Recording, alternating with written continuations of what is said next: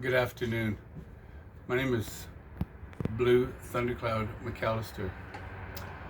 I am a First Nations Beaver Cree slash Iroquois from my father's side and Beaver Cree from my mother's side.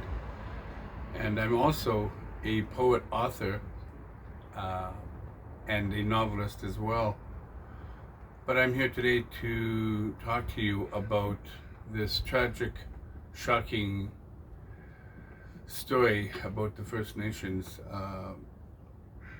children's graves being found, unmarked graves. And as a First Nations man, as a Beaver Cree Iroquois, this broke my heart, and it saddened me deeply to the colonial Holocaust that has happened to our peoples.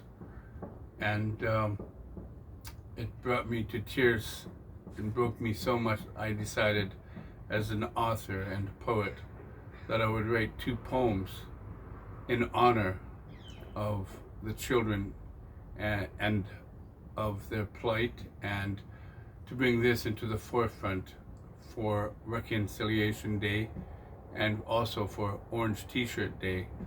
So I wrote 2 poems. The first one I will read from my 3rd poetry book, The Trinity Mourns, and this poem is called In the Shadows of the Weeping Willow. This is for my love and honor and respect and the purity of the children that were lost, the First Nations children. And it goes like this. In the shadows of a weeping willow. How can a man look into a mirror and face himself when he's lost so many tears, when he's lost so many hearts that were dear to him, with all the black crosses in a row full of names of love from long ago? Now they are ghosts of the past to an estranged man whose future that was cast in guilt and shame of infamous fame, of an ostracized black sheep child.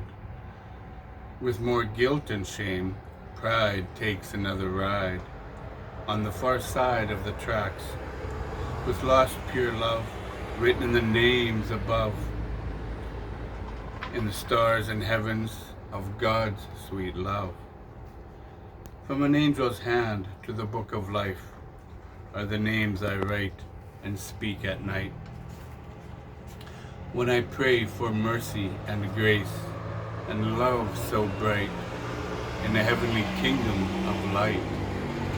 From the shadows of a weeping willow and a totem pole standing so tall is the cries of a mourning lone warrior trying to make a call to lost relatives in the 4 winds of time, where change is sublime, with great names of a last curtain call in the shadows of a weeping willow.